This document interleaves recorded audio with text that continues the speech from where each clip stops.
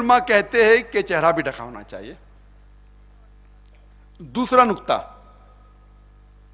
ये पहला नुक्ता मर्द और औरत में अलग है, बाकी 5 नुक्ते हूबहू वही है।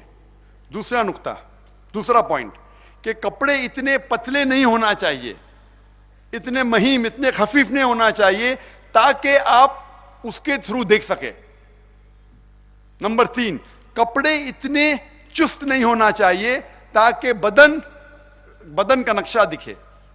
नंबर 4, कपड़े इतने भड़कीले नहीं होना चाहिए ताकि दूसरी जिन्स मुतासिर हो। नंबर 5, कपड़े दूसरे मजहब की निशानी नहीं होना चाहिए। नंबर 6, कपड़े दूसरे जिन्स के नहीं होना चाहिए। ये 6 नुक्ते हैं हिजाब के लिए। और इसके बावजूद इन नुक्तों के अलावा, ये कपड़े का हिजाब है, इसके अलावा हिजाब के दायरे में यह भी आता है कि किस तरीके से आप बात करते हैं, किस तरीके से आप चलते हैं, किस तरीके से आप सोचते हैं। हिजाब है आंखों का, हिजाब है जहन का, हिजाब है दिल का। और अल्लाह ताला फरमाते हैं सूरह अहज़ाब में, सूरा नंबर 39 आयत नंबर 59 में, सूरह अहज़ाब सूरा नंबर 33 आयत नंबर 59 में, कि ए नबी कह दो अपने बीवियों से, अपने बेटियों से और मोमिन औरतों से कि जब भी वो बाहर जाए तो जिल्बाब ओढ़ ले ताकि वो पहचानी जाए और उनके साथ कोई छिड़कानी नहीं करे। हिजाब का अहम मकसद दिया गया कुरान मजीद में, सूरह अहज़ाब में सूरा नंबर 33 आयत नंबर 59 में, आप हिजाब पहनो ताकि लोग आपको पहचान सके कि आप एक नेक औरत है, आप एक मॉडेस्ट औरत है और आपके साथ कोई छिड़कानी ना हो। मैं आपसे एक सवाल पूछना चाहता हूं कि अगर गुजरात में, या ले लो इस शहर या गांव में, इसका नाम लोग के समी है, अगर दो बहनें, दोनों खूबसूरत, दोनों जुड़वा बहनें हैं, हू बहु खूबसूरत, बहुत खूबसूरत, अगर इस शहर में चल रहे हैं, गली में चल रहे हैं, और एक बहन पहन रही है इस्लामी लिबास, हिजाब, सारा बदन ढका हुआ, सिर्फ चेहरा और हाथ हथेली तक दिखा है, और दूसरी बहन पहन रही है मगरबी लिबास, shorts, mini skirt and low neck, गला एकदम नीचे तक, और दोनों चल रहे हैं साथ में, और गली के कोने पे एक लफंगा ठहरा है लड़की को छेड़ने के लिए। मैं ये पूछना चाहता हूं, वो कौन सी लड़की को छेड़ेगा? वो जो इस्लामिक हिजाब पहनी है कि वो जो मगरिबी लिबास, शॉर्ट्स और मिनी स्कर्ट पहनी है? कौन सी लड़की को छेड़ेगा? कौन सी लड़की को छेड़ेगा? Mini skirt. माशाअल्लाह, ये आम सवाल है, आम जवाब है, इसके लिए कोई इनाम की जरूरत नहीं। कोई भी इंसान बोलेगा कि वो लड़की जो मिनी स्कर्ट पहनी है, शॉर्ट्स पहनी है, नेक नीचे है, उसे छेड़ेगा। इसीलिए कुरान मजीद में कहा गया है कि हिजाब पहनो तो कि लोग आपकी इज्जत करें, आपको पहचान सके और आपसे कोई छिड़कानी ना कर सके। और इसके बाद इस्लाम में कहा गया है कि अगर कोई इंसान, अगर कोई मर्द औरत का बलात्कार करता है, ज़िना बिल जब्र करता है, रेप करता है, उसके लिए सजाए मौत। गैर मुसलमान कहेंगे सजाए मौत, इतना सख्त पनिशमेंट, इतना सख्त पनिशमेंट। इस्लाम कठोर मजहब है, बेरहम मजहब है। जब मैं पूछता हूं गैर मुसलमानों से, अल्लाह ना करे, खुदा ना करे, आपकी मां का कोई बलात्कार करता है, ज़िना बिल जब्र करता है, और अगर बलात्कार करने वाले मर्द को आपके सामने ले आया जाता है और आपको जज बनाया जाता है, हाकिम बनाया जाता है, काजी बनाया जाता है, और पूछा जाएगा आप इसको क्या सजा देंगे, तो 100% गैर मुसलमानों ने मुझे कहा मैं इसे मौत के घाट उतारूंगा। कुछ मुसलमानों ने कहा मैं तो इसको तड़पा तड़पा के मारूंगा। तो आपके माँ के साथ कोई बलात्कार करता है तो आपको उसे सजाए मौत देने का है। दूसरी माँ के साथ बलात्कार करता है, आप कहते हैं सजाए मौत, कठोर कठोर सजा है। क्यों? कई साल पहले एल.के. आडवाणी जब होम मिनिस्टर थे, उन्होंने इल्तिजा की थी पार्लियामेंट में कि बलात्कार करने वाले को, जिना बिल जब्र करने वालों को मौत की सजा मिलनी चाहिए। इसके लिए मैं एल.के. आडवाणी के बात से सहमत हूं और माशाअल्लाह मैं उसके जो आइडिया है, उसका जो सजेशन है, उसको मानता हूं। बाकी बात सही है क्या गलत है वो डिस्कस अभी नहीं करूंगा। जो बात सही है, हम मुसलमान को छाती ठोक के कहना चाहिए सही बात है, जो गलत है गलत है। ये बात एल.के. आडवाणी की जब वो होम मिनिस्टर था, मैं बिल्कुल सहमत हूं और उसको तस्लीम करता हूं। हो सकता है कि अगला होम मिनिस्टर ये कहे कि सब औरतों को हिंदुस्तान में हिजाब पहनना चाहिए, हो सकता है। आज वो शहर, वो मुल्क जिसमें सबसे ज्यादा बलात्कार है, जो टॉप 10 मुल्कों में आता है, एक मुल्क है यूएसए। एफबीआई के रिपोर्ट के मुताबिक सन 1990 में हर रोज यूएसए में 1756 बलात्कार होते थे। सन 1996 में crime bureau department of justice के मुताबिक हर रोज यूएसए में 2713 रेप, बलात्कार, जिना बिल जब्र होते थे। 2006 के मुताबिक यूएसए में हर रोज तकरीबन 4000 रेप, बलात्कार, जिना बिल जब्र होते हैं। सन 1990 में 1990 में 1756, 1996 में 2713, 2006 में 4000 में भी अमेरिकन लोग और बोल्ड और मर्दानगी बन रहे, बढ़ते जा रहा है तादाद। मैं पूछना चाहता हूं कि अगर यूएसए में इस्लामी शरीयत नाफिज की जाएंगी कि हर आदमी अगर औरत को देखता है उसे नजर नीचे करना चाहिए और हर औरत इस्लामी लिबास पहने, सारा बदन ढका हुआ, सिर्फ चेहरा और हाथ हथेली तक दिखना चाहिए, उसके बाद अगर कोई मर्द बलात्कार करता है, जिना बिल जब्र करता है, रेप करता है, सजा है मौत। मैं ये पूछना चाहता हूं आपसे कि ये रेप की तादाद, जिना बिल जब्र की तादाद, बलात्कार की तादाद यूएसए में बढ़ेंगी, वही के वहीं रहेंगी या घटेंगी? घटेंगी।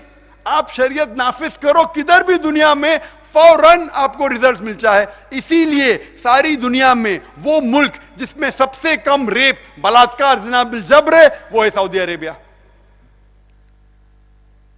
आप शरीयत को नाफिज करो, फौरन रिजल्ट मिलेगा।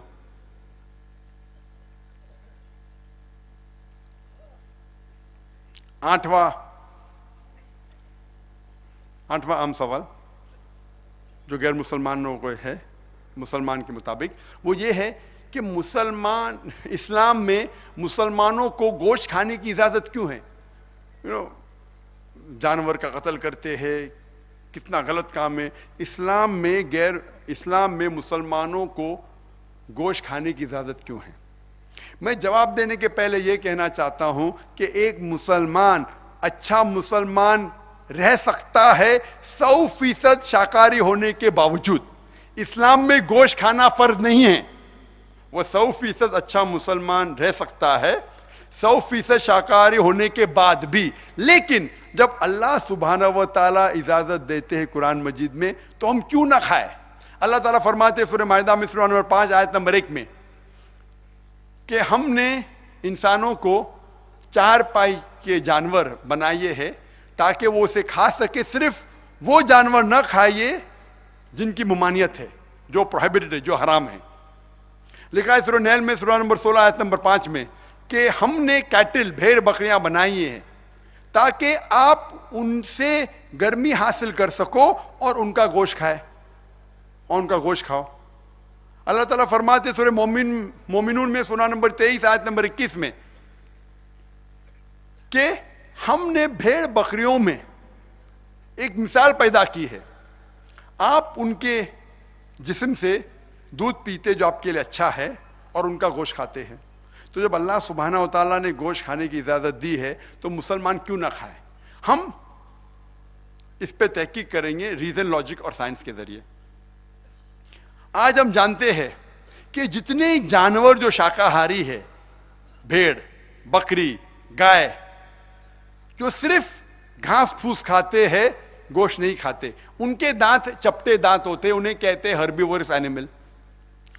वो जानवर जो मांसाहारी है, जो कार्निवोरस है, जो सिर्फ गोश्त खाते हैं, घास फूस नहीं खाते, मिसाल के तौर पे शेर, शेर बब्बर, टाइगर, चीता, उनके दांत नोकेली दांत होते हैं, वो सिर्फ गोश्त खाते हैं। जब हम आईने में जाके देखेंगे, हम इंसान आईने में देखेंगे तो खुदा ने, ईश्वर ने, अल्लाह सुब्हाना व तआला ने हमें चपटे दांत भी दिए हैं और नोकेली दांत भी दिए हैं, हर्बीवोरस एंड कार्निवोरस। अगर अल्लाह सुब्हाना व तआला, ईश्वर भगवान चाहता था कि हम सिर्फ घास या भाजी पाला खाए, तो ये नोकेली दांत क्यों दिया? गोश्त खाने के लिए। साइंस, आज की साइंस ये कहती है कि जो शाकाहारी जानवर है, उनकी अतड़ियां खुदा ने ऐसे बनाए हैं कि सिर्फ वो घास फूस भाजी पाला खा सकते, गोश्त हजम ही नहीं हो सकता।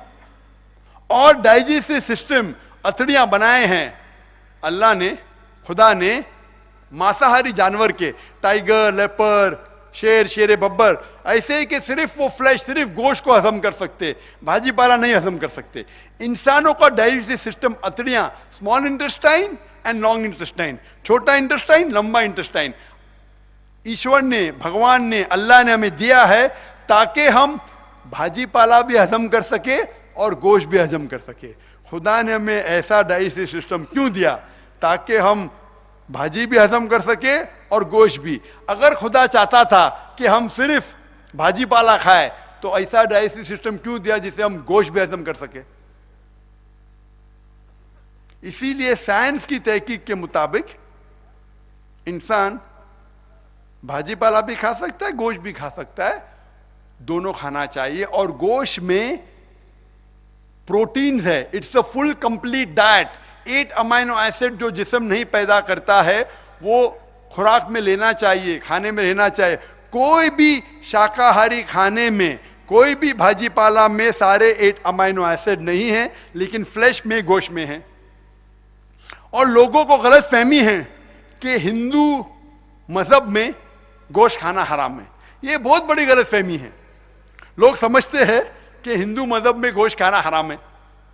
हम जब हिंदू मजहबी किताबों का मुताला करते हैं, मनुस्मृति में लिखा है, अध्याय नंबर 5, श्लोका नंबर 30 में, कि अगर कोई इंसान खाने वाले जानवर खाता है तो गुनाह नहीं करता है, क्योंकि भगवान ने, ईश्वर ने, खुदा ने कुछ जानवर बनाए हैं खाने के लिए और कुछ को खा जाने के लिए। कुछ जानवर को आप खा सकते हैं और कुछ जानवर दूसरे जानवर को खाना चाहिए। 2 किस्म के जानवर बनाए।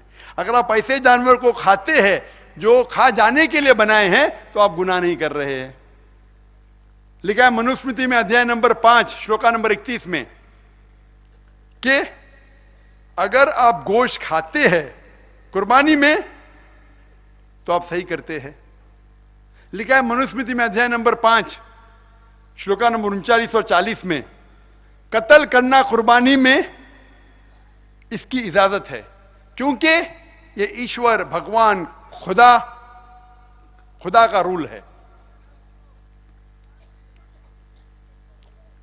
जब हम वेद का मुताला करते हैं,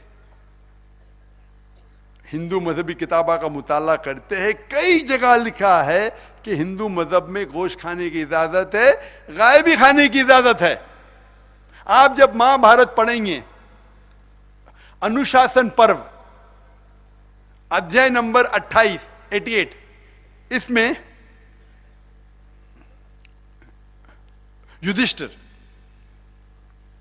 युधिष्ठिर जो पांडवों के सबसे बड़े भाई थे, वो पूछते भीष्म से कि हम यज्ञ में, हम पूजा में क्या खाना दे ताकि हमारे परदादा जो मर गए वो संतुष्ट हो। उन लोगों को खुशी होंगी। तो भीष्म कहते हैं अगर आप चावल, बार्ली, राइस, भाजी पाला देंगे तो हमारे पुरखों को 1 महीने के लिए संतुष्ट वो रहेंगे। अगर मछली देंगे तो 2 महीने के लिए, गोश्त देंगे तो 3 महीने के लिए, अगर आप खरगोश देंगे तो 4 महीने के लिए, बकरी देंगे तो 5 महीने के लिए, खंजीर देंगे तो 6 महीने के लिए, अगर परिंदे देंगे तो 7 महीने के लिए, हिरन देंगे तो 8 महीने के लिए, और बड़ा मेन्यू है, फरिश्त है। अगर आप भैंस देंगे तो 11 महीने के लिए, और अगर गाय देंगे तो पूरे 1 साल के लिए हमारे पुरखे, हमारे परदादा संतुष्ट रहेंगे। और अगर आप राइनोसरस देंगे, गेंडा या रेड मीट ऑफ गोट, तो हमेशा के लिए खुश रहेंगे। कौन कह रहा है? भीष्म कह रहा है युधिष्ठिर से महाभारत में अनुशासन पर्व अध्याय नंबर 88। मैं जब भी हवाला देता हूं, मैं जब भी जिक्र करता हूं कोई दीगर मज़ाहिब का, हमेशा हवाला देता हूं ताकि कोई ये ना कह सके कि जाकिर कुछ भी फेंक रहा है। मैं मेरे दिमाग से कह रहा हूं, आप नोट कर सकते हैं, माशाल्लाह कई लोग नोट कर रहे। नोट करो, जाके चेक करो, इसलिए सवाल जवाब का सेशन होता है। आपको पूरा हक है मेरे से सहमत नहीं होने के लिए। सवाल जवाब में जो पूछना है पूछ सकते। अगर मैं गलती किया तो माफी मांगूंगा, नहीं तो जवाब दूंगा क्यों मैंने कहा।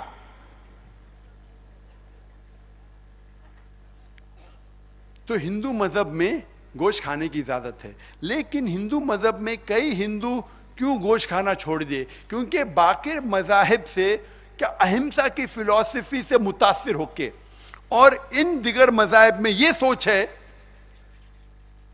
इन लोग कहते हैं कि गोश्त खाना हराम है क्योंकि जानवरों में जान है, तो जान लेना हराम है, इसलिए गोश्त खाना हराम है।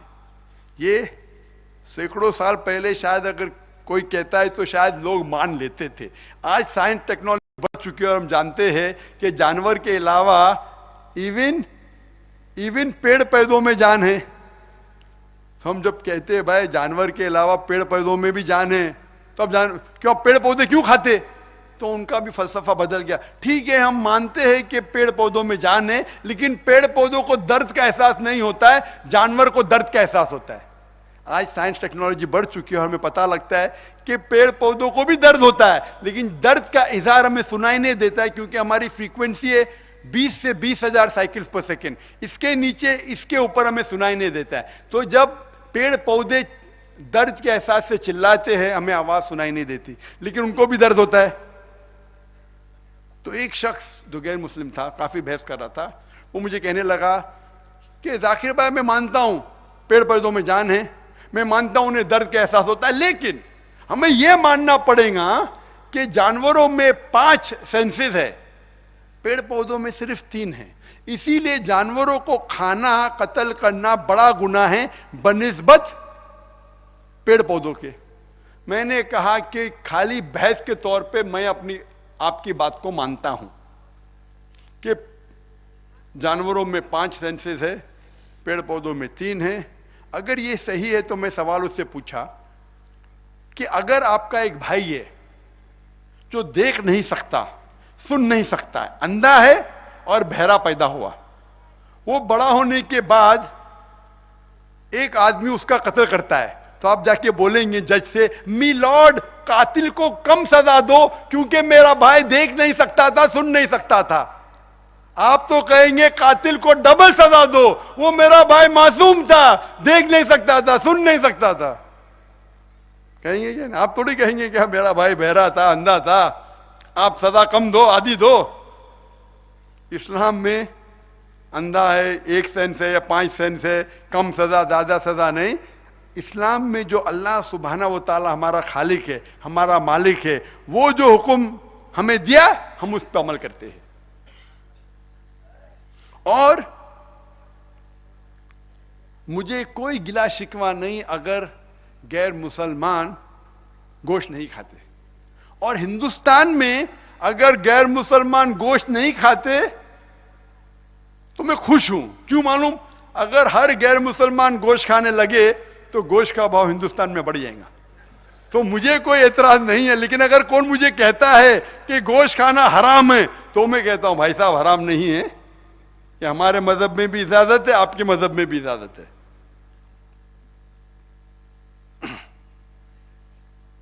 नौवा अहम सवाल, जो आम सवाल है इस्लाम के मुतालिक,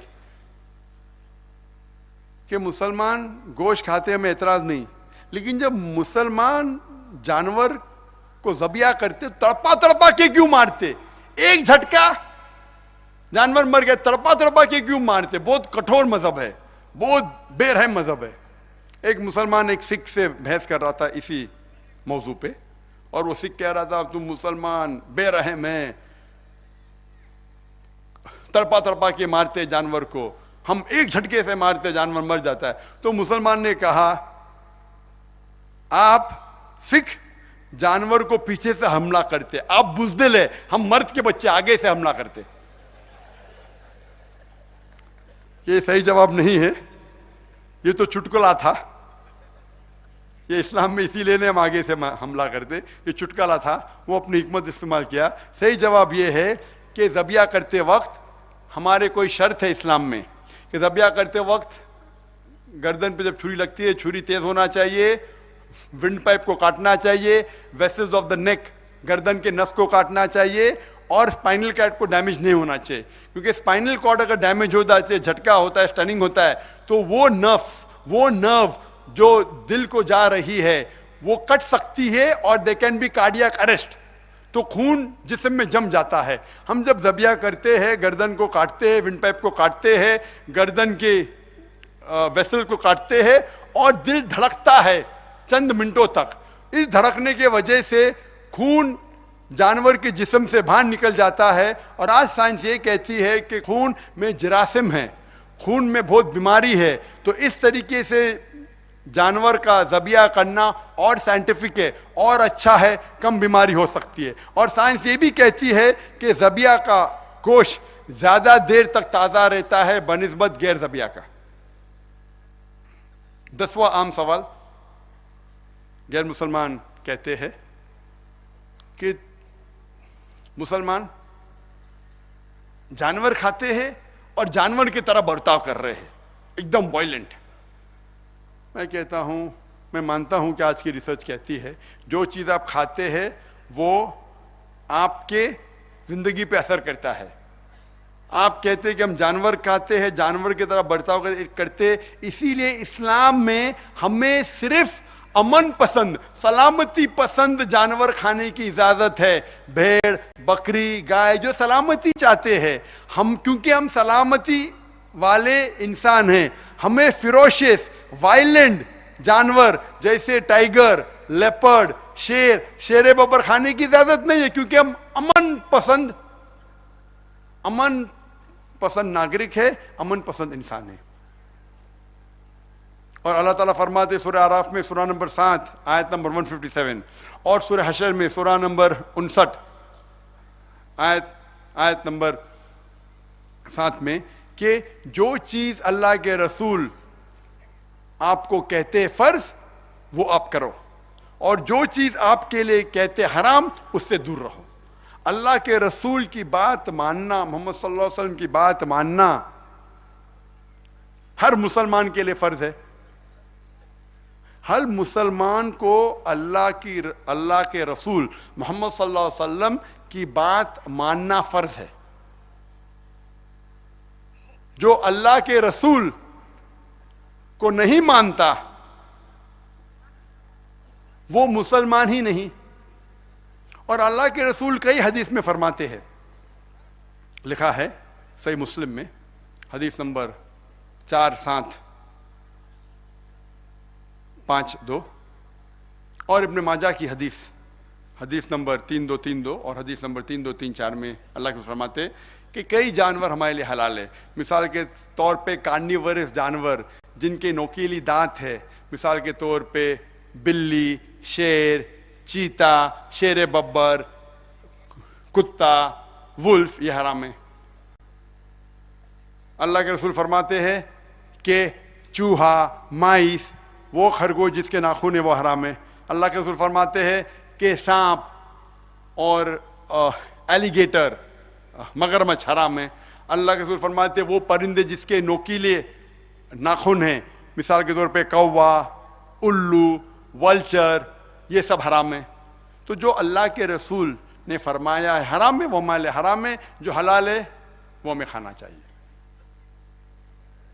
वक्त की किल्लत होने की वजह से और दो आम सवालों का जवाब दूंगा मैं। 11वां सवाल जो गैर मुसलमानों के दरमियान आम है इस्लाम के मुतालिक, वो ये है कि अगर इस्लाम में बुत परस्ती हराम है, इस्लाम अगर तौहीद परस्त मजहब है, तो इस्लाम में मुसलमान काबे को सिजदा क्यों करते हैं? और कई गैर मुस्लिम इल्जाम लगाते हैं कि सबसे ज्यादा पूजा जाने वाला पत्थर वो काबा है। इसका जवाब है कि कोई भी मुसलमान काबा को नहीं पूछता है। काबा मुसलमानों के लिए किबला है। अल्लाह ताला फरमाते सूरह बकरा में सूरह नंबर 2 आयत नंबर 144 में कि आप जब नमाज पढ़ते हैं तो काबे की तरफ रुख करो, काबा हमारे लिए किबला है। मिसाल के तौर पे यहां हमें नमाज पढ़ना चाहिए। हम मुसलमान मानते हैं जमात में, इन कांग्रीगेशन। तो कोई शख्स कहेंगे कि हम नमाज पढ़ेंगे पूरब की तरफ देख के, कोई कहेंगे पश्चिम, कोई कहे दक्षिण, कोई कहे मगरिब, कौन से तरफ देख के नमाज पढ़ेंगे? तो जमात के वजह से, कांग्रीगेशन के वजह से, यकसानियत के वजह से हर मुसलमानों को उसकी दिशा, उसका किबला है काबा। और मुसलमान सबसे पहले इंसान थे जिनने ज्योग्राफी वर्ल्ड मैप ड्रॉ किया। अल इदरूसी ने सन 1154 में सबसे पहला मैप ड्रॉ किया। और जब मुसलमान मैप ड्रॉ करते थे तो साउथ पोल ऊपर था और नॉर्थ पोल नीचे था और काबा सेंटर में था। वेस्टर्न कार्टोग्राफर्स आए और मैप को उल्टा किया, नॉर्थ पोल ऊपर, साउथ पोल नीचे, फिर भी अल्हम्दुलिल्लाह काबा बीच में है, सेंटर में है। तो दुनिया में किधर भी आप अगर नॉर्थ में तो साउथ की तरफ फेस करो, साउथ में है तो नॉर्थ की तरफ फेस करो, ईस्ट में तो वेस्ट की तरफ फेस करो, वेस्ट में तो ईस्ट की तरफ फेस करो। काबा बिल्कुल बीच में है। काबा हमारा किबला है, वो दिशा है जिस दिशा में हम नमाज पढ़ते। कोई भी मुसलमान काबे को नहीं पूछता। हम जब उम्रा करने जाते हैं मक्का में या हज करने जाते हैं, हम तवाफ करते हैं काबा के गोल। क्यों करते हैं? क्योंकि ये अल्लाह का हुक्म है, अल्लाह के रसूल का हुक्म है। लेकिन मंतिक से सोचा जाए तो ये सोचा जा सकता है कि हर दायरे का एक ही सेंटर है, एक ही महवर है। हम जब तवाफ करते हैं हम ये मानते हैं कि खुदा एक है, अल्लाह एक है। और जो दूसरे खुलफा राशिदीन हैं, दूसरे खलीफा हजरत उमर रज़ियल्लाहु अन्हु, वो फरमाते हैं सही बुखारी में किताबुल हज में चैप्टर नंबर 56 हदीस नंबर 675, हजरत उमर रज़ियल्लाहु अन्हु फरमाते हैं हज अस्वद को देखते हुए, काले पत्थर को देखते हुए कहते कि ये काला पत्थर ना ही मुझे फायदा पहुंचा सकता है ना ही नुकसान। मैं इसे हाथ लगा रहा हूं या चूम रहा हूं सिर्फ क्योंकि मेरे रसूल मोहम्मद सल्लल्लाहु अलैहि वसल्लम ने चूमा या हाथ लगाया। ये इनके अल्फाज कि ये काला पत्थर ना ही मुझे फायदा पहुंचा सकता है ना ही नुकसान पहुंचा सकता है, काफी है ये बताने के लिए कि कोई मुसलमान इस काले पत्थर को नहीं पूछता। और एक बात कि मोहम्मद सल्लल्लाहु अलैहि वसल्लम के दौर में कई साहबा काबे के ऊपर खड़े रह के आजान देते थे। मैं ये पूछना चाहता हूं कि कोई भी बुत परस्त करने वाला इंसान, कोई भी बुत परस्त, वो जो बुत की इबादत करता है, जो बुत को पूछता है, उसके ऊपर कभी नहीं खड़े रहेगा। ये साबित है ये चीज कि कोई भी मुसलमान काबे को नहीं पूछता। काबा हमारा किबला है, वो दिशा है। तकरीर खत्म करने के पहले एक आखिरी सवाल का जवाब दूंगा। जो आखिरी आम सवाल जो गैर मुसलमान पूछते हैं इस्लाम के मुतालिक, वो ये है कि इस्लाम अगर अमन का मजहब है, सारी इंसानियत के लिए है, तो इस्लाम में मक्का और मदीना जाने के लिए गैर मुसलमानों को इजाजत क्यों नहीं है? अगर इस्लाम सारी इंसानियत के लिए है तो गैर मुसलमानों को मक्का मदीना जाने की इजाजत क्यों नहीं? इसका जवाब है कि मैं हिंदुस्तान का नागरिक हूं, लेकिन हर शहर में एक ऐसे इलाके हैं जिसे कहते हैं कैंटोनमेंट एरिया। इस कैंटोनमेंट एरिया में आम नागरिक नहीं जा सकता। चंद नागरिक जो अपने देश के लिए मिटने को तैयार है, देश की हिफाजत के लिए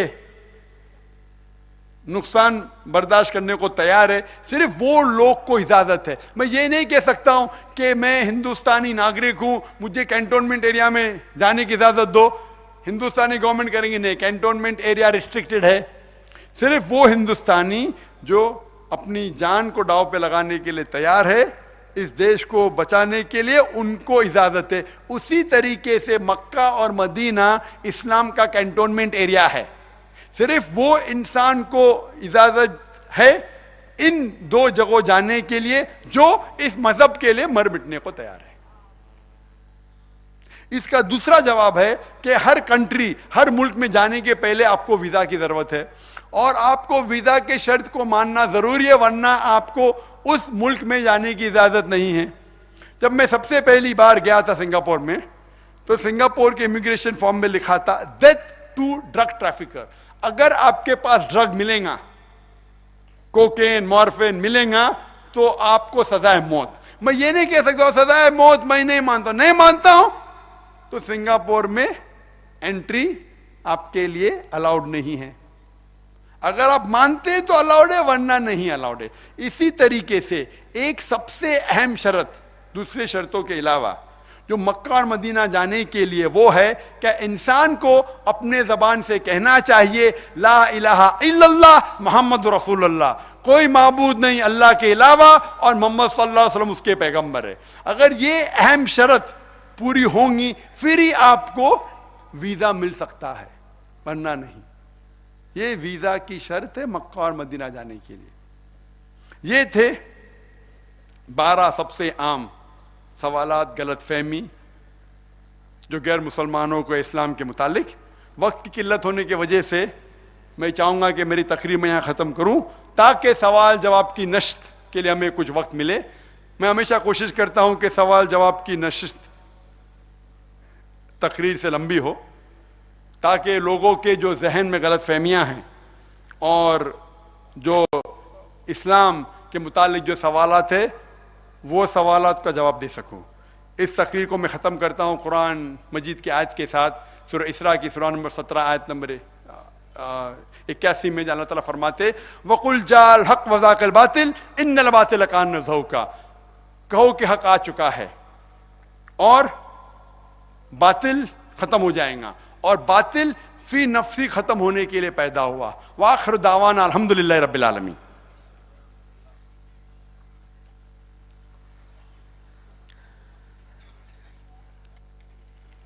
जज़ाकल्लाहु खैरन। ये थे डॉक्टर जाकिर नायक साहब, जिनकी मालूमात अफ़ज़ा तकरीर आप इंतहाई खामोशी और इंतहाई दिलचस्पी के साथ समाअत फरमा रहे थे। इस्लाम की फ़ितरत में कुदरत ने लचक दी है, इस्लाम की फ़ितरत में कुदरत ने लचक दी है, उतना ही ये उभरेगा जितना के दबाएंगे।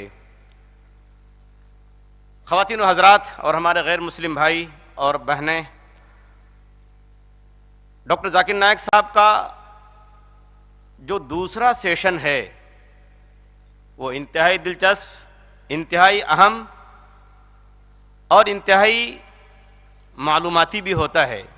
वो है सवाल व जवाब का सेशन, क्वेश्चन और आंसर का सेशन है। हम चंद ज़रूरी शर्तों के ऐलान से पहले इंतहाई अदब के साथ, एहतराम के साथ अपने तमाम मुसलमान भाइयों और तमाम मुसलमान माओं और बहनों से गुजारिश करेंगे कि देखिए, हम और आप सब मेज़बान हैं। हमारे जितने भी गैर मुस्लिम भाई आए हैं इस प्रोग्राम में और बहनें आई हैं, वो हमारे मेहमान हैं। अल्लाह के रसूल की हदीस है कि मन कान युमिनु बिल्लाहि वल यौमिल आखिर फलयुक्रिम ज़ैफ़ा, कि जो शख्स अल्लाह पर और आखिरत के दिन पर ईमान रखता है, उसके लिए ज़रूरी है कि वह अपने मेहमान की इज़्ज़त करे। इसलिए हम अपने मेहमानों की इज़्ज़त करें।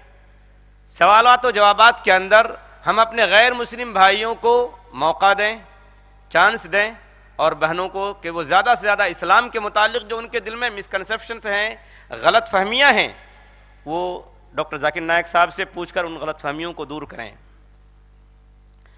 आज के इस प्रोग्राम में हमारे दरमियान 7 माइक का इंतज़ाम किया गया है। 5 mike, mike number 1, mike number 2 और माइक नंबर 3 और माइक नंबर 5, ये ऑडियंस के लिए, आवाम के लिए हैं।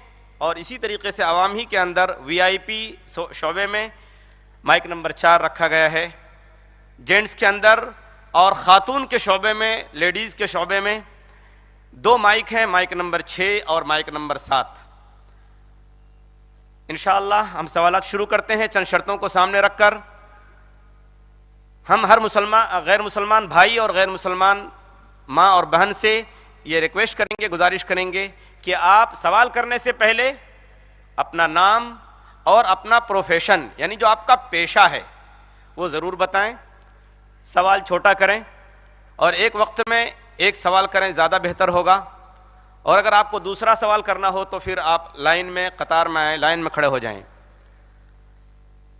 गैर मुस्लिम भाइयों से मैं इंतहाई आजिज़ी के साथ रिक्वेस्ट करूंगा, उनसे हम्बल रिक्वेस्ट, कि देखिए इस्लाम के बारे में आपको जो भी कुछ सवाल करना हो, आप इस्लाम पे हमला करना चाहते हैं, एतराज़ करना चाहते हैं, आपको ऑब्जेक्शन है, जाकिर नायक साहब मौजूद हैं आपके दरमियान, हम आप ही को मौका देंगे। बहुत बेहतरीन अपॉर्चुनिटी है आपके लिए कि आप डॉक्टर जाकिर नायक साहब से बराह रास्त इस्लाम के बारे में सवालात करें।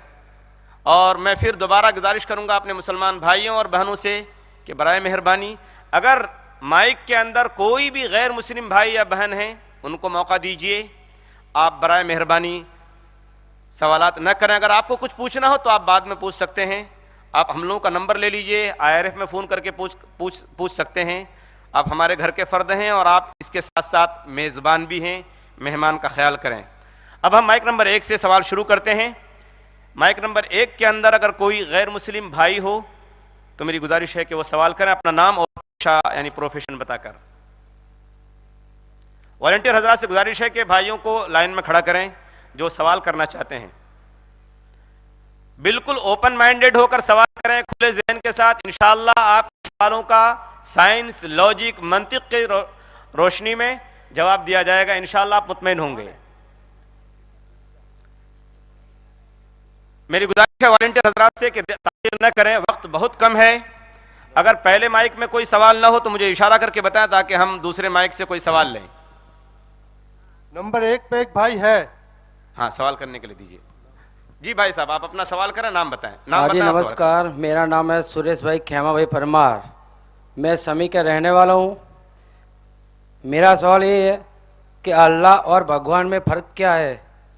भगवान है, कुछ कहेंगे 100, कुछ कहेंगे 1000, कुछ कहेंगे 33 करोड़। लेकिन अगर आप एक ऐसे हिंदू से पूछेंगे जो अपने मजहबी किताबों को जानता है, वेद का मुताला कर चुका है, उपनिषद का मुताला कर चुका है, वो हिंदू कहेगा कि हिंदू मजहब में एक ही भगवान, एक ही ईश्वर की इबादत करना चाहिए।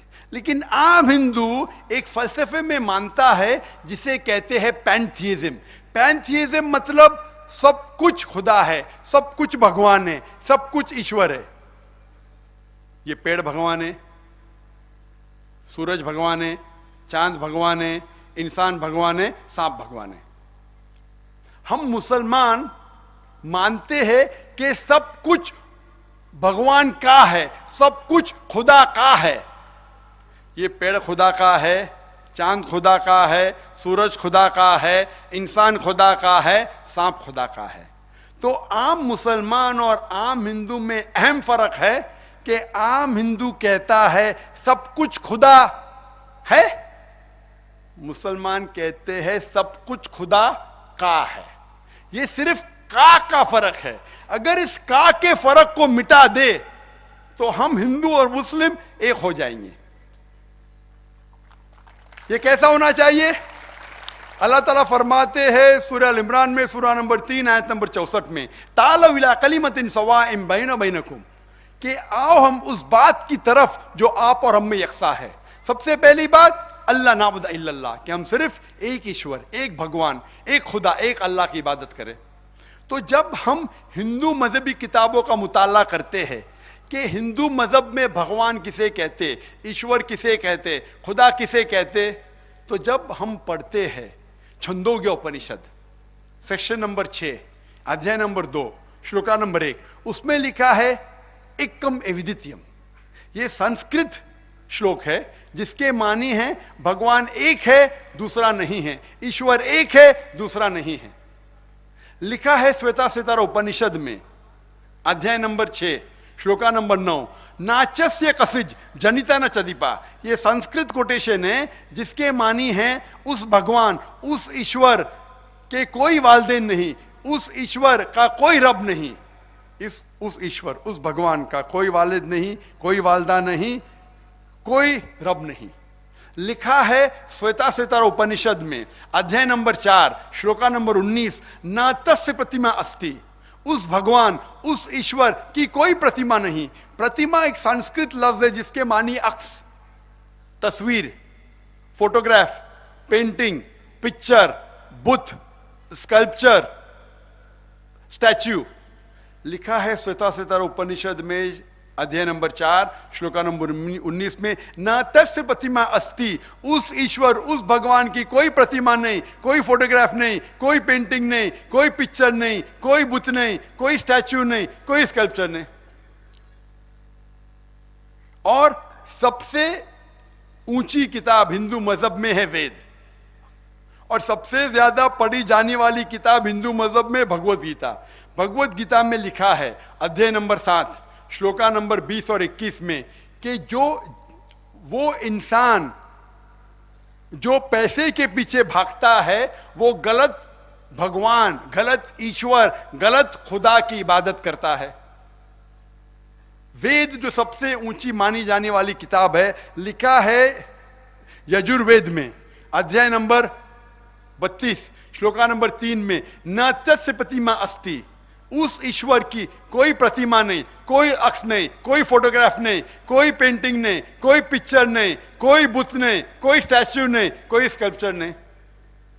और लिखा है यजुर्वेद में श्लोका नंबर 40 और 41 में लिखा है, अंधात्म प्रविशन्ति या असंभूति उपासते।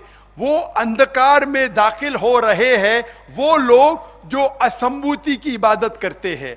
असंभूति मतलब जो नेचुरल थिंग्स है, हवा, आग, पानी। यजुर्वेद में लिखा है कि जो नेचुरल थिंग की इबादत करते हैं, हवा, पानी, आग, वो अंधकार में दाखिल हो रहे हैं। और आगे लिखा है वो और घोर अंधकार में दाखिल हो रहे हैं वो लोग जो संभूति की इबादत करते हैं। संभूति मतलब बनाई हुई चीजें, टेबल, चेयर, बुत एटसेट्रा। कौन कह रहा है? लिखा है यजुर्वेद में। और वेद में सबसे ऊंची किताब है ऋग्वेद। ऋग्वेद में लिखा है वॉल्यूम नंबर 1, वॉल्यूम नंबर 1 में श्लोका नंबर 64 में, अध्याय नंबर 64 में श्लोका नंबर 46 में, 46 में, एकम सत विप्र बहुधा विदांते। मैं संस्कृत में बोल रहा हूं तो ये नहीं कहे कोई का दाखिल फेंक रहा है। एकम सत विप्र बहुधा विदांते। सच एक है, खुदा एक है, भगवान एक है, ईश्वर एक है। और जो संत लोग हैं ईश्वर को कई नामों से पुकारते हैं। आप कई नामों से पुकार सकते हैं लेकिन ईश्वर एक है। और लिखा है ऋग्वेद में वॉल्यूम नंबर 6 अध्याय नंबर 46 श्लोका नंबर 16, या एक पूछती ही कि भगवान एक ही है, ईश्वर एक ही है, उसी की इबादत करो। और ब्रह्मा सूत्र हिंदुइज्म का है, एकम ब्रह्म द्योत्या नास्ते नैना नास्ते किंचन। भगवान एक है, दूसरा नहीं है, नहीं है, नहीं है, जरा भी नहीं है। ये हिंदुइज्म की बुनियादी बात है, ब्रह्मा सूत्रा कहते हैं। इसी तरीके से आप इस्लाम में अगर आप पूछेंगे अल्लाह के मानी क्या है, अगर कोई मुसलमान सबसे बेहतरीन जवाब दे सकता है वो आपको कोट कर सकता है सूरह इखलास, सूरा नंबर 112 आयत नंबर 1 से 4, जिसमें लिखा है कुल हुवल्लाहु अहद। कहो कि अल्लाह एक है, अल्लाह समद, अल्लाह जो बेनियाज है, लम यलिद वलम यूलद, ना वो किसी को जनता है ना किसी से जना है, वलम यकुल लहू कुफुवन अहद, उसके जैसा कोई नहीं है। ये 4 लाइन का डेफिनेशन है। अल्लाह के बारे में। अगर कोई भी इंसान कहता है कि ये शख्स अल्लाह है, ईश्वर है, खुदा है, अगर ये 4 शर्तों पे उतरता है, हम मुसलमानों को कोई गिला नहीं, कोई शिकवा नहीं उस शख्स को भगवान मानने के लिए, ईश्वर मानने के लिए, अल्लाह मानने के लिए। 4 शर्त है। कुल वल्लाह, कहो कि अल्लाह एक है, अल्लाह समद, अल्लाह जो बेनियाज है, लम यलिद वलम यूलद, ना वो किसी को जनता है ना किसी से जना है, वलम यकुल लहू कुफुवन अहद, उसके जैसा कोई नहीं है। हिंदुस्तान में कई हिंदुस्तानी कहते हैं कि भगवान रशनिश खुदा है, भगवान है, ईश्वर है। एक सवाल जवाब के दौरान एक हिंदू भाई ने पूछा कि हम हिंदू नहीं मानते भगवान रजनीश खुदा है। मैंने कभी भी नहीं कहा कि हिंदू मानते भगवान रजनीश खुदा है। मैं हिंदू मत की किताब पढ़ चुका हूं, कहीं भी नहीं लिखा है कि भगवान रजनीश खुदा है। मैंने कहा कई हिंदुस्तानी, कई इंसान जो गैर हिंदुस्तानी भी है वो मानते हैं कि भगवान रजनीश खुदा है। हम इस भगवान रजनीश को अभी सूरह इखलास के जरिए परखेंगे। सबसे पहली शर्त, कुल हुवल्लाहु अहद, कहो कि अल्लाह एक है। क्या भगवान रजनीश एक है? कई इंसानों ने कहा कि वो भगवान है, और खुसूसन इस देश हिंदुस्तान में हजारों ने कहा कि मैं भगवान हूं, मैं ईश्वर हूं। भगवान रजनीश एक नहीं है। दूसरी शर्त, कुल हुवल्लाहु अहद, अल्लाहु समद, अल्लाह जो बेनियाज है। हम जानते जब भगवान रजनीश की आत्मकथा पढ़ेंगे, भगवान रजनीश लिखते हैं कि मुझे डायबिटीज था, मुझे अस्थमा था, मुझे रीढ़ की हड्डी की बीमारी थी। आप सोच सकते भगवान को, ईश्वर को डायबिटीज है, अस्थमा है, रीढ़ की हड्डी की बीमारी है, हो सकता है? लम यलिद वलम यूलद, ना वो किसी को जनता है ना किसी से जना है। हम जानते हैं कि भगवान रजनीश मध्य प्रदेश में पैदा हुए थे और उनके वालिदैन थे। वो सन 1981 में जाते हैं अमेरिका, और एक स्टेट, एक इलाका है जिसे कहते हैं ओरेगॉन, अपना सेंटर शुरू करते जिसे कहते हैं रजनीशपुरम, और वो हजारों अमेरिकन को बेवकूफ बनाते हैं। फिर अमेरिकन गवर्नमेंट उसे अरेस्ट करती है और उसे जेल में डालती है। भगवान रजनीश कहते हैं कि अमेरिकन गवर्नमेंट ने मुझे स्लो पॉइजनिंग दिया। आप सोच सकते हैं भगवान को कोई स्लो पॉइजनिंग दे रहा है? और फिर अमेरिकन गवर्नमेंट उसे निकाल देती है। सन 1985 में वापस आते, महाराष्ट्र में पूना में फिर से जाते, अपने सेंटर को फिर से कायम कहते, जिसे कहा गया है आज की तारीख में ओशो कम्यून। और जब आप ओशो कम्यून में जाएंगे तो उनके समाधि पे लिखा है भगवान रजनीश, ओशो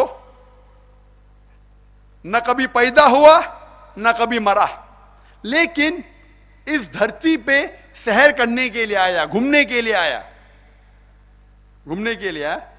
11 दिसंबर सन 1931 से लेके 19 जनवरी को 1990 तक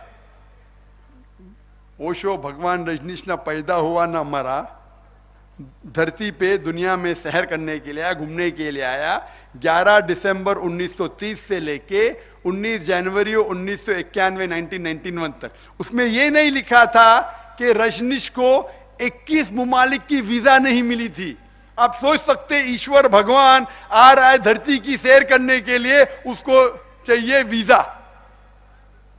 और आर्क बिशप ऑफ ग्रीस ने कहा अगर आप रजनीश को इस शहर से नहीं निकालेंगे, हम उसके घर और उसके जितने डिसाइपल के घर को जला देंगे।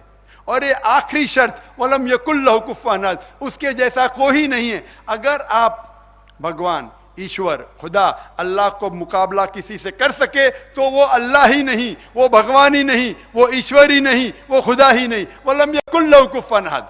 हम जानते हैं कि भगवान रजनीश, उसके 2 आंख थे आम इंसान जैसे, 1 नाक 1 मुंह 2 हाथ, उसकी दाढ़ी थी। अगर आप खुदा का मुकाबला किसी से कर सके, अगर उसे किसी से कंपेयर कर सके तो वो खुदा ही नहीं। वलम यकुल लहू कुफुवन अहद। अगर कोई शख्स कहता है कि खुदा 1000 गुना आर्नल्ड श्वार्ज़नेगर से ताकतवर है, आर्नल्ड श्वार्ज़नेगर का नाम सुना है?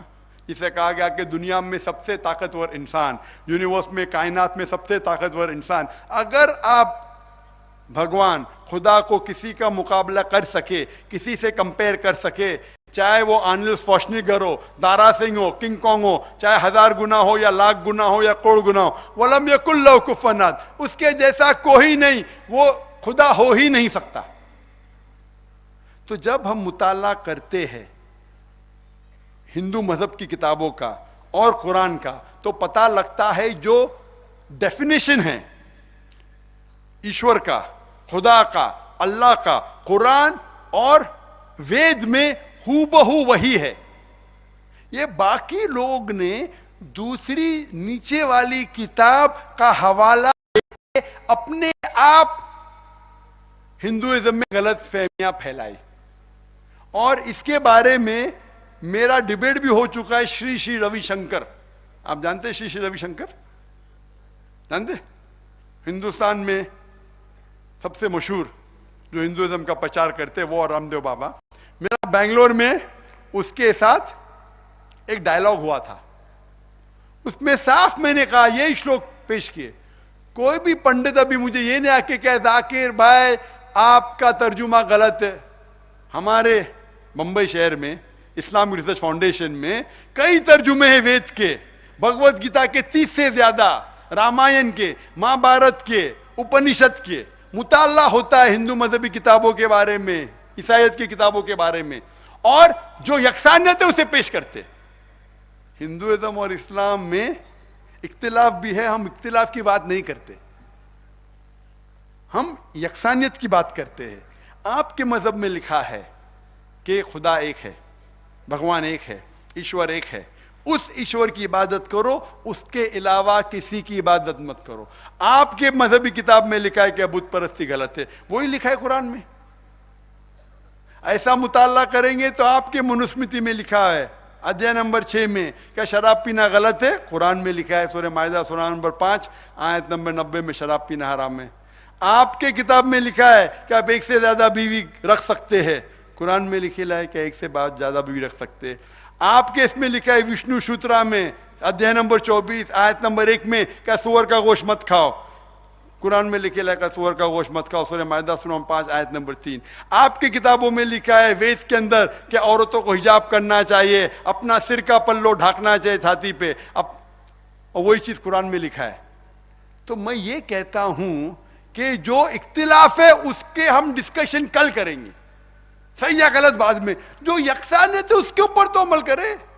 मैं कहता हूं मेरे हिंदू भाइयों से, आप संस्कृत पढ़ो, आपके वेद का मुताला करो, भगवत गीता का मुताला करो, रामायण का मुताला करो, पढ़ो। जो हिंदू मजहबी किताब और कुरान में यकसानियत उसके ऊपर अमल करेंगे, जो इख्तिलाफ है उस पर बहस नहीं करेंगे, उसको बाजू रखेंगे। तालव इला कलिमतिन सवाइन बैना बैनकुम। अगर हम अपनी मजहबी किताबों का मुताला करेंगे तो हम एक दूसरों को अच्छे से समझ सकेंगे। कोई भी मजहबी आदमी आपको घुमा नहीं सकेगा। आप बोलिए क्या एक आदमी है जोकर, टोपी पहनता है, दाढ़ी रखता है, वो ऐसा कह रहा है, जाके पूछिए आपके पंडित से कैसा ही कह रहा है कहने। हम अगर मैं गलत हूं, आप बोलिए ये जो श्लोक आप बोल रहे संस्कृत की मानी गलत है, अगर आप गलत साबित करेंगे मैं कहूंगा माफी जाऊंगा। हमने मुताला किया, हम ये कह रहे अगर आपको अमन चाहते हैं हिंदुस्तान में, दुनिया में, मैं कहता हूं ईसाइयों से, मैं कहता हूं हिंदुओं से, मैं कहता हूं मुसलमान से, जो पैगाम लिखा है का जो यकसानियत है उस पर अमल करो, जो इख्तिलाफ है उसके ऊपर बाद में बहस करेंगे, सही या गलत उसको बाजू रखो कम से कम। और आप जब मुताला करेंगे बाइबल का, वेद का, कुरान का, सारी मजहबी किताब में लिखा है कि खुदा एक है, ना वो खुदा के कोई वालिद है ना उसके कोई बच्चे हैं, सिर्फ एक खुदा की इबादत करना चाहिए, बुत परस्ती गलत है। और इस पे मेरी तकरीर है, सारी मजहबी किताबों में लिखा है कि आखिरी पैगंबर मोहम्मद सल्लल्लाहु अलैहि वसल्लम में, वो बाइबल में लिखा है, हिंदू मजहबी किताब में लिखा है, भविष्य पुराना में लिखेला है, वेद में लिखा है, इस पर तकरीर दे सकता हूं मैं। तो मैं ये कहता हूं कि जो इख्तिलाफ है उसको बाजू रखो, जो यकसानियत है उस पर अमल करो। और मैं मुसलमान भाइयों से कहता हूं कि अगर आपको अमन चाहते हैं तो आपको जिस तरीके से अल्लाह ताला फरमाते तालव इला कलिमतिन सवाइन बैना बैनकुम, आओ हम उस बात की तरफ जो आप और हम में यकसा है। जब हिंदू लोग मुझे मिलते, मेरी इतनी इज्जत करते, मुझे माशाअल्लाह कभी भी तकलीफ नहीं हिंदुओं से बात करने के लिए, क्योंकि मैं उनके मजहब को जानता हूं। अगर कोई हिंदू कहेगा ना आपके कुरान में लिखा है का झगड़ने का, लड़ने का, ये क्या ये मजहब है? मैंने बोला आपने महाभारत पढ़ी? हाँ पढ़ा है मैंने। महाभारत में झगड़ने लड़ने के कुरान के मुकाबले में कई ज्यादा श्लोक है। नहीं नहीं जाकिर भाई, वो लड़ाई सच्चाई और झूठ के बीच है, तो कुरान में भी सच्चाई और झूठ के बीच ही है। हाँ तो मैं कोई एतराज नहीं, अमन हो गया। अगर मुझे हिंदू को समझाने का कुरान उसके मजहबी किताब के जरिए समझाऊंगा, ताला विला कलिमतिन सवाइम बैना बैनकुम, आओ हम उस बात की तरफ जो आप और हम में यकसा है, कभी मुझे प्रॉब्लम नहीं होता है। कभी भी मैं कस्टम के जरिए आते, वो हिंदू कस्टम, ओ जाकिर भाई, डॉक्टर जाकिर जो कहेंगे सच कहेंगे, सच के सिवा कुछ नहीं कहेंगे। मेरी बैक चेक ही नहीं करते। Sir can we ask you one question, क्या मैं एक सवाल पूछ सकता हूं? मैं बोला ठीक है भाई, जो चेकिंग में टाइम बच गया मैं उनके गलत फहमियां दूर करता हूं। इज्जत करते मेरी। हम मुसलमान क्यों डरते हमारा पैगाम पहुंचाने के लिए? और मैं हिंदुओं से कहता हूं कि आप अपनी मजहबी किताबों का मुताला करो, जो यकसानियत है कम से कम उस पर अमल करो। जो इख्तिलाफ है वो बाद में डिस्कस करेंगे, सही या गलत, इसके ऊपर अमल करेंगे। इंशाअल्लाह इस देश, इस दुनिया में अमन कायम हो जाएगा। और एक कॉन्फ्रेंस का मौजू भी है अमन, और इस्लाम में ही अमन का हल है। जी, माइक नंबर 2 में अगर कोई भाई हो तो सवाल कर सकते हैं, गैर मुस्लिम भाई। माइक नंबर 2 में कोई सवाल नहीं है। माइक नंबर 3 में अगर कोई गैर मुस्लिम भाई हो तो सवाल कर सकते हैं। कोई सवाल नहीं है यहाँ पे। माइक नंबर 4 में जो वीआईपी के अंदर माइक है उसमें से अगर मैं वहाँ कोई अगर गैर मुस्लिम भाई हूँ तो सवाल कर सकते हैं। अस्सलाम वालेकुम जाकिर भाई। नाम बताइए, पेशा भी बताएं। मेरा नाम अजीत है, अजीत, और मैं हिंदू हूँ और मैं इस्लाम कबूल करना चाहता हूँ।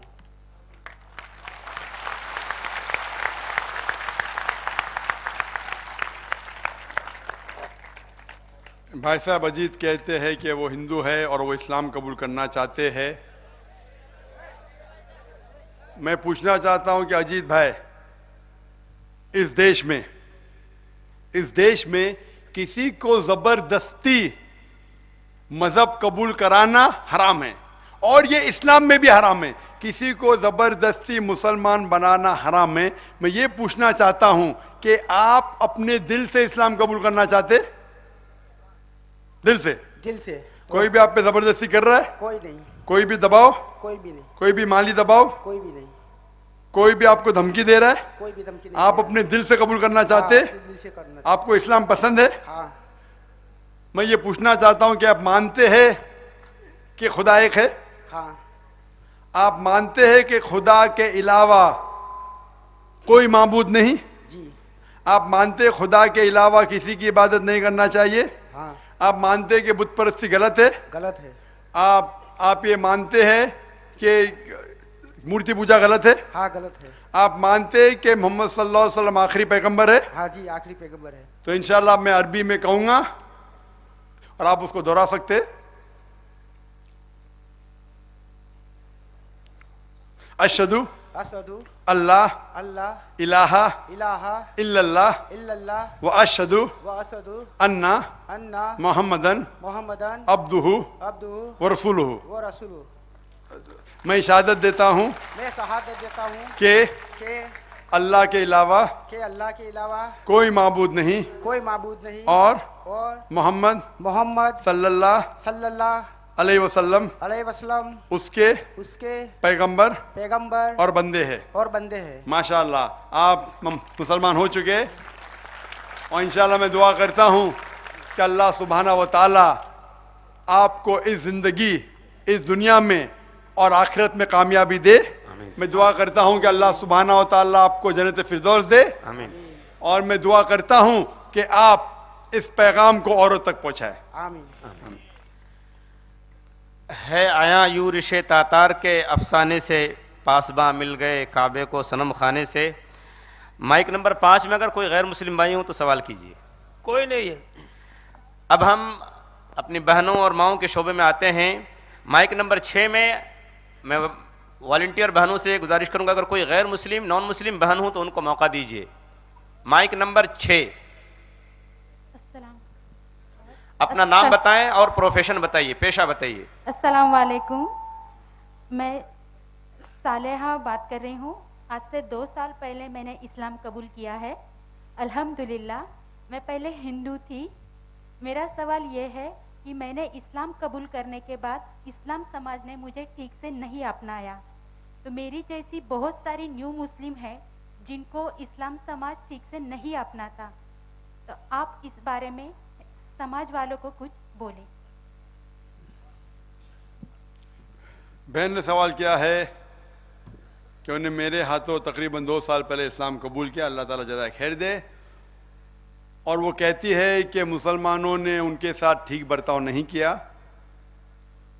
और ये कई बार होता है। और वो कहती है कि और भी इस्लाम कबूल करना चाहते हैं, लेकिन मुसलमानों के वजह से वो इस्लाम नहीं कबूल कर पाते।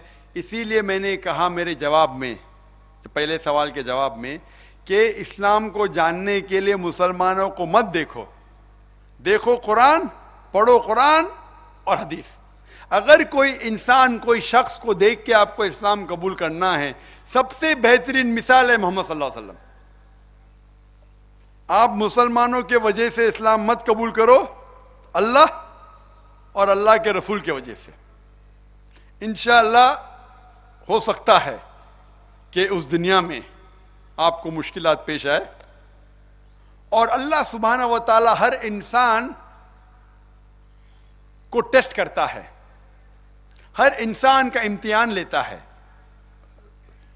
अल्लाह ताला फरमाते सूरह मुल्क में, सूरह नंबर 67 आयत नंबर 2, अल्लज़ी खलक़ल मौत वल हयाता, अल्लाह सुब्हानहू व तआला ने मौत और जिंदगी पैदा किए हैं ताकि वो जांच सके आप में से कौन अच्छा है।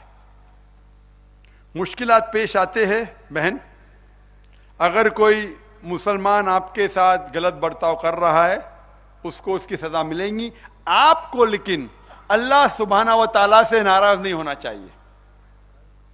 और जितने मुश्किलात पेश होने के बावजूद आप अल्लाह पे ईमान रखेंगे, इंशाअल्लाह उतना ही बड़ा आपको रिवॉर्ड और उसका अजर मिलेगा।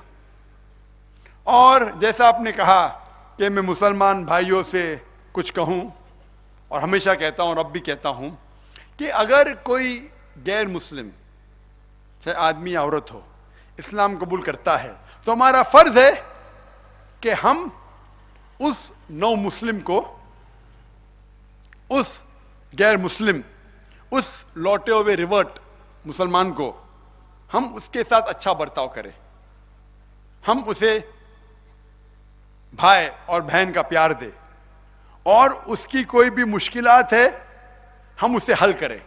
यह हमारा फर्ज है, क्योंकि कभी भी जो गैर मुस्लिम मुस्लिम बनता है उसको कई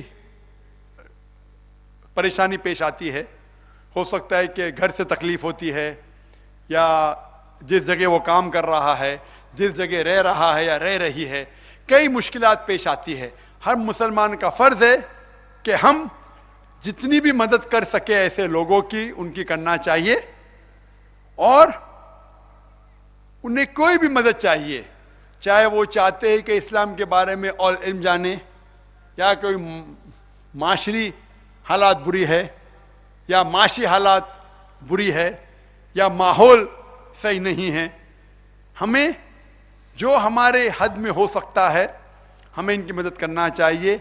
और मैं इन 9 मुस्लिम, जो लौटे हुए मुस्लिम से ये कहना चाहता हूं कि आपने इस्लाम कबूल किया अल्लाह के वजह से, क्योंकि आप अल्लाह में ईमान लाते हैं।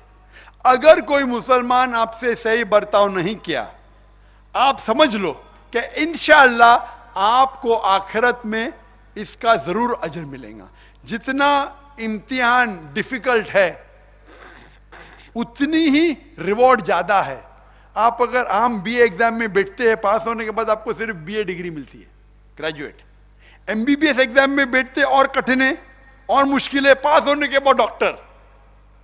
तो जितना डिफिकल्ट एग्जाम, जितना डिफिकल्ट इम्तिहान, और आप सफलता पाएंगे इंशाअल्लाह, उतना ही बड़ा इनाम मिलेगा, रिवॉर्ड मिलेगा, अजर मिलेगा। और मैं दुआ करता हूँ अल्लाह सुब्हानहू व तआला से कि आपके मुश्किलात को हल करे और इंशाअल्लाह आपको इस दुनिया और आखिरत में भी इंशाअल्लाह अच्छी ज़िंदगी दे।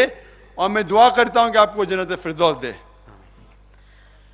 ये माइक नंबर 7 में लेडीज़ के सेक्शन में अगर कोई खातून हो गैर मुस्लिम तो सवाल कर सकती हैं। मैं कहना चाहता हूं कि जो भी गैर मुसलमान हैं भाई या बहन, आप बिना झिझक कुछ भी सवालात पूछ सकते हैं, चाहे कुरान के खिलाफ हो, चाहे इस्लाम के मुतालिक हो, इस्लाम के खिलाफ हो। ये आपका मौका है।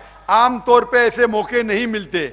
मजहबी तकरीर में आम तौर पे सवाल जवाब की खुली नशिशें होती है। आप कुछ भी सवाल पूछ सकते हैं, चाहे इस्लाम के बारे में हो, हिंदुइज्म के बारे में हो, ईसाईयत के बारे में हो, बुद्ध मज़हब के बारे में हो। मैं कोशिश करूँगा कि जो भी इल्म मुझे है मैं आपके सवाल का जवाब दूंगा। आप बिना झिझक, आपको कतार में ठहरने